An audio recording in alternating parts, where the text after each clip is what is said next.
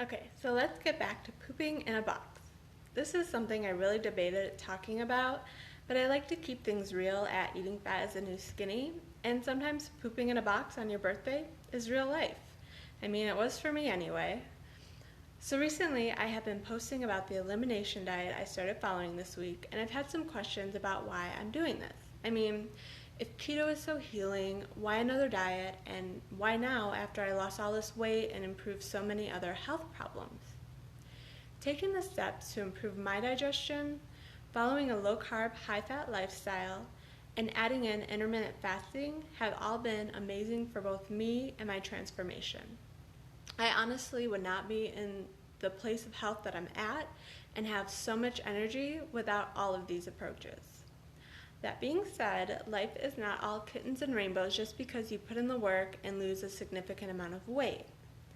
Life is not always perfect when you make it to your goal weight. Keep that in mind.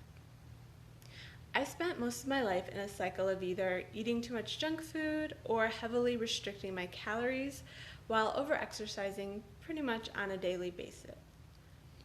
This led to decades of very poor health and numerous health problems, including the yo-yoing weight that I always talk to you about. I also had decades filled with daily headaches and migraines, anxiety, depression, cystic acne, and constant sinus infections. I mean, the list just goes on and on. My health was absolutely abysmal. The good news is, once I cleaned up my diet and straightened out my digestion, most of that stuff improved. The one thing that never fully improved were my headaches. I had been getting daily headaches probably around the age 15, probably earlier. Some of them were just annoying headaches, while others were so bad that I was actually sent to the hospital because I felt like I had a brain aneurysm. Once I fixed everything up, the headaches did start to improve, but never completely.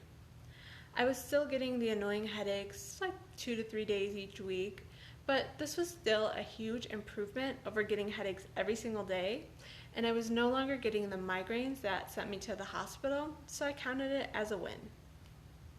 Once I started fasting more, I actually noticed the headaches were getting worse after I ate.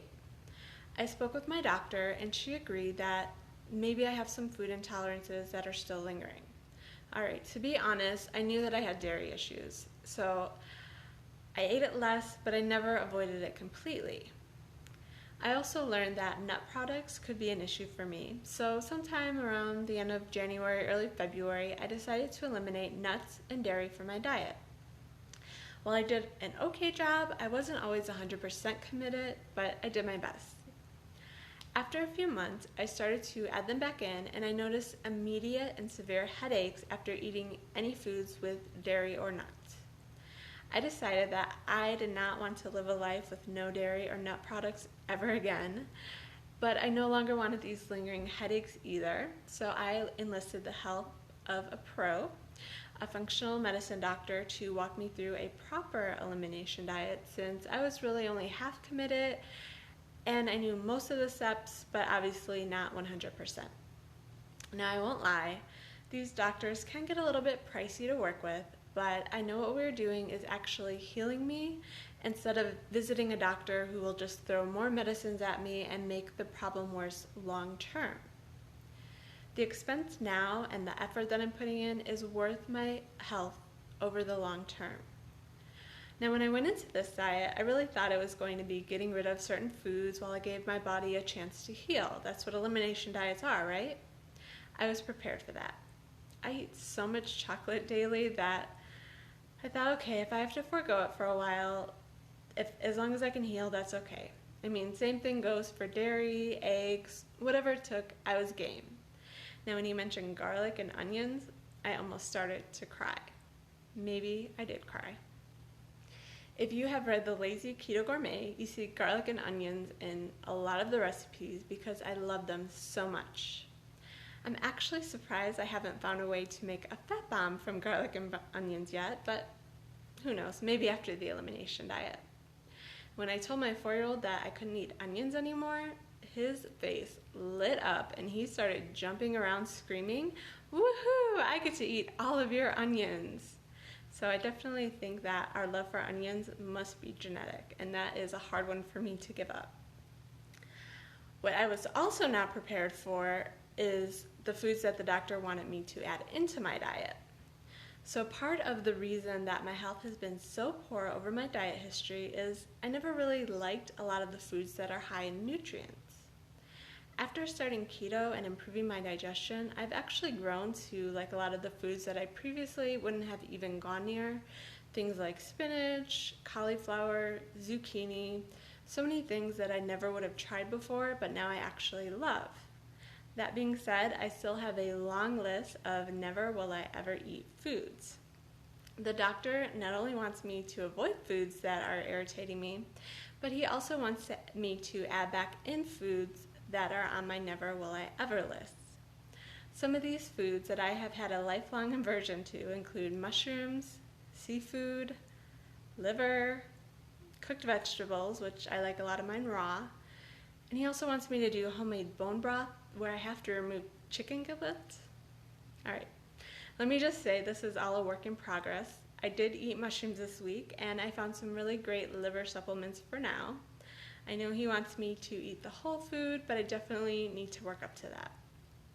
I did make bone broth and it is giving me so much energy. Not the chicken giblets though, I chose bone marrow broth for now.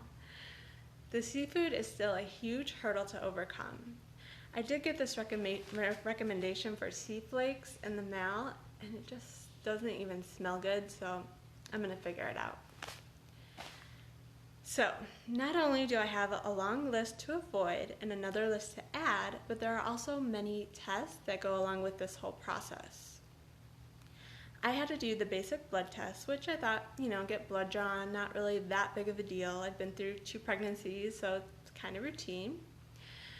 But when I went to see the phlebotomist, she said that the most vials that she's ever taken from a patient was 17. Oh, and she had to draw 18 from me. Oh, and did I mention that it's always hard for them to find a good vein? Because it is. Right, so I also spent a day earlier this week going all Britney Spears because they needed hair samples. So I had to cut several bald spots in the back of my head. When I started out, I didn't really think it would be such a big deal because it's from the back and it's only 0.25 grams. But when you're using only the inch closest to the ends, 0.25 grams actually ends up being a lot of hair. And now the hair is all starting to fall out from the pieces that were half cut, which was what you saw in my Facebook picture today. I'm sure my stylist is going to think I had some kind of mental breakdown. I also had to spit into tubes and pee on strips and store those in my freezer this week. Oh right, and then there is the pooping in a box. I do not recommend this if you have never tried it and don't have to. The doctor wanted not one, but he wanted 2 stool samples. Basically, you have to poop in a box and then scoop that poop into a tube and refrigerate it until you have time to send it in. Well, they actually have to come pick it up from you because it's poop. So I actually had to stop all of my digestive supplements a few days before, which actually made me horribly constipated. I mean, it was just awful. Now, if you are walking around constipated all of the time, reach out to me. Let me know. I can help you. I don't want you to feel like I felt for those few days because it was horrible. Also, pooping in a box while you are constipated, not as much fun as it sounds to be.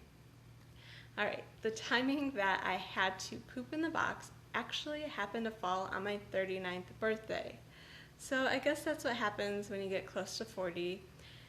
You have to do things like poop in a box. Wonderful. The reason that I wanted to get all of this out and embarrass myself in front of possibly hundreds of people, I wanted to show you how important it is to really take care of your health. If you are still putting off cleaning up your diet until next week or next month, if you are still avoiding adding in the healing foods that you know you should, and if you are still using artificial sweeteners like they are going out of style, now is the time to straighten everything out so you too do not have to spend your birthday pooping into a box, having 18 vials of blood drawn, and chopping off your hair a la Britney Spears. Taking your health into your own hands is 100% worth it long term. Also, I wanted to let you know that getting to your goal weight does not automatically make everything about life magical. So take the time to take care of your health now instead of just worrying about a number on the scale. This is important. I did keto for a long time and I had great results, but I could have gotten rid of artificial sweeteners much sooner. I could have added in more vegetables and other healing foods much sooner. If you start forming these habits now, over time your health will improve and you will feel so much better. I've only been on my elimination diet since Monday. I'm already feeling better and I can actually feel the healing taking place. Now, if you are ready to do keto the right way, but you have no idea where to start, I have a few options that I can help you with. I have a 21-day keto transformation challenge that is starting on Monday. Registration is happening right now, so send me an email if you are ready to sign up. Also, if you aren't in a place where a strict keto plan is right for you, enroll in my Coach Me course. This will help you learn the system that I put into place to start taking my health into my own hands, and also got me out of yo-yo mentality forever. All right, thanks for watching, and I hope you have a great low-carb, high-fat week.